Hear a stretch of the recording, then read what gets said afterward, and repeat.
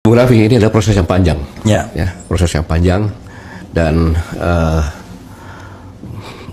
terorganisasi, direncanakan dengan sistematis, berkelanjutan. Yang pertama adalah Pak Jokowi ini yang tadinya adalah seorang presiden yang tidak punya kekuatan apapun juga kecuali kekuatan rakyat. Ya. Tidak memegang kepolisian Republik Indonesia, tidak memegang TNI, tidak memegang DPR, tidak memegang kejaksaan. Kan gitu. Pada saat jadi presiden, yang merencanakan, menentukan menteri-menterinya kan bukan beliau sendiri. Ya. Ya, karena beliau orang baru kan gitu. Nah, dari situlah muncul kesadaran. Bagaimana memegang DPR. Mulailah digarap partai-partai. Oke. Dalam tanda kutip kemungkinan dengan dikatakan jebakan Batman, ya kan, atau Sandera misalnya, dengan memanfaatkan hukum, gitu.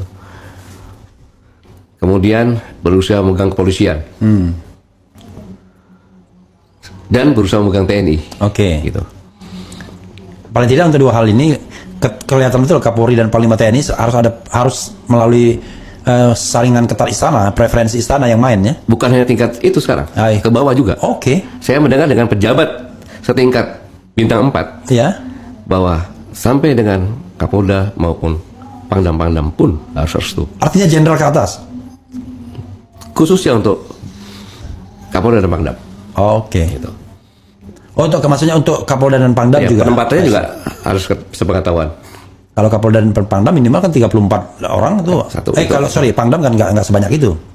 Tapi ya, itu yang pertama. Ya. Yang kedua, dengan undang-undang bahwa sekarang ini PLT, ya, loyalitasnya penjabat, ya, loyalitasnya 60% lebih kan? Ya. Mereka yang tunjuk kira-kira gitu. Mereka yang tunjuk. Terus yang lebih penting lagi, ya kan, KPK yang tadinya organisasi di luar struktur kan gitu, sekarang kan sudah masuk dalam eksekutif. Ya. Kemudian yang paling menentukan lagi adalah Mahkamah Konstitusi. Gitu. Dan ini suatu pelanggaran etika yang sangat luar biasa, kan gitu. Sangat luar biasa.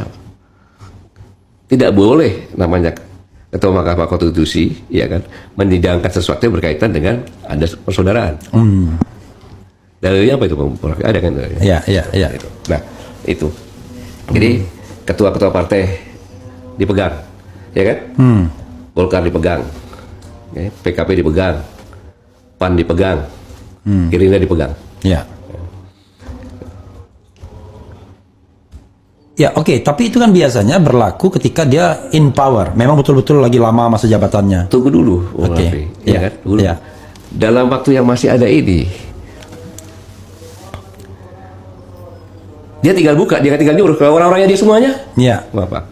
Kejaksaan, bukanlah, taruhlah kejaksaan itu kan dari PD Perjuangan. Ya. Tapi jam internalnya mungkin, jam pisusnya mungkin, Wakil Jaksa Agungnya mungkin. Ya. Jadi memang sistem ini memang udah dipegang secara utuh gitu. Gitu.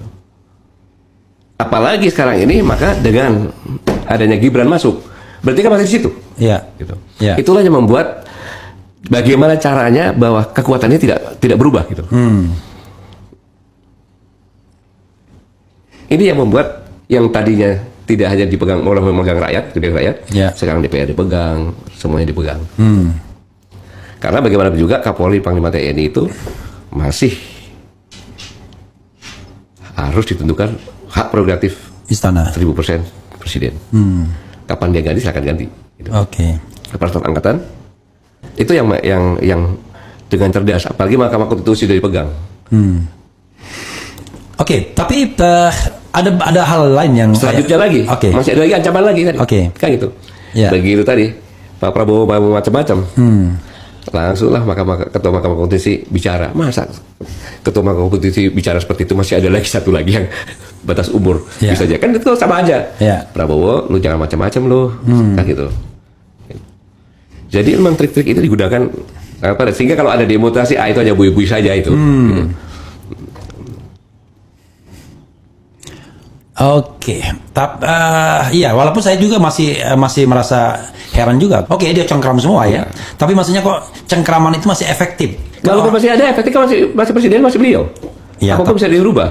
Tapi biasanya ya memang, tetapi biasanya kan orang kalau sudah ada presiden yang baru dia melipir dia. Begini, jangan samakan dengan presiden-presiden yang lalu gitu. Oke. Ini barang beda ya. Ini barang beda. Iya. Oke. Saya mau tanya, kalau begitu orang mengatakan Pak Jokowi itu kuat kan karena ada Luhut bin Sarpanjaitan. Kan harusnya Pak Jokowi tidak sekuat sebelumnya itu atau melemah? Saya tidak sependapat dengan. Oke, coba silakan kalau tidak sependapat. Saya pernah di dalam. Oke. Jadi justru menurut saya kasihan dengan Pak Luhut. Orang akhirnya berasumsi seperti itu kan. Iya. Yang mendalikan sebenarnya aman kan? Iya. Ya itu ya. Jadi artinya peran Pak Luhut pun bisa digantikan. Tanpa Pak Luhut pun tetap jalan kok, karena trik-trik itu dipegang sendiri kok sebenarnya. Oke. Jadi selama ini nggak benar dong orang mengatakan kalau Pak Jokowi itu boneka. Dia monster yang sesungguhnya. Dalam tanda kutip ya. Ya bonekanya tidak mungkin bonekanya Luhut. Sih. Udah, saya kalau gitu saya kalau cuma ownernya itu Pak Luhut terlalu kecil ya. Oke, itu kita bahasa simbolnya luar biasa. Oke, Pak Gatot. Bu Raffi, saya potong ya. Ya. Ketika 2017, saya ingat sebelum bulan puasa itu, Ya. Menteri Sekretaris Negara datang ke saya dan mengatakan diutus Presiden besok saya akan dilantik menjadi Menteri Pertahanan. Oke. Dan dengan cara halus. Itu tahun berapa itu? 2017. Oh, ketika Pak Gatot dipensiunkan. Bukan, sebelum dong. Oh, sebelum bulan puasa itu. Oh, sebelum pensiun. Sebelum Oke. pensiun 2012 gitu kan. Biar digeser maksudnya. Untuk menggantikan Pak Riamijar waktu itu. Ya. Saya katakan Pak Menteri, Pak Pratik, bahwa semua Panglima TNI itu bermimpi untuk menjadi Menteri Pertahanan. Ya. Tapi izinkan saya di sisa waktu saya ini, saya akan mengeluarkan moral dan etika. Kenapa? Tentara tanpa moral etika, saya bilang itu pasti kalah. Jepang sehebat apapun juga karena dia tanpa moral etika dia akan kalah. Kok begitu maksudnya gimana? Begini, Pak. Publik mengetahui bahwa saya berseberangan dengan Pak Riamijar. Ya. Karena waktu itu Pak Riamijar akan melaksanakan latihan dengan tentara Cina di Laut Cina Selatan. Oke. Saya jawab saya tidak akan mengeluarkan satu orang prajurit pun untuk latihan. Saya jawab seperti itu. Oh gitu? Ya. Kenapa? Karena saya adalah di bawah presiden, kebijakan pemerintah adalah jangan membuat hal gaduh di Laut Cina Selatan. Oke. Gitu loh. Berusaha untuk Laut Cina Selatan itu kondusif gitu loh. Iya. Kalau itu kan gaduh, Amerika kan jadi ikut ribut juga itulah. Iya. Yang kedua masalah bela negara. Saya tidak menentang, tapi ketiga banyak orang di depan Rindam dan Rindam tanya kepada saya, Pak bagaimana ini? Kurikulumnya belum ada. Siapa yang bertanggung jawab belum ada kayak gitu. Iya. Maka kita tolak. Nah itu seolah saya berseberangan. Nah saya kalau saya terima seolah-olah mendidik junior saya, kalau kamu ingin jabatan lebih atas, ogrok-ogrok aja itu jabatan di atas itu kan. Iya.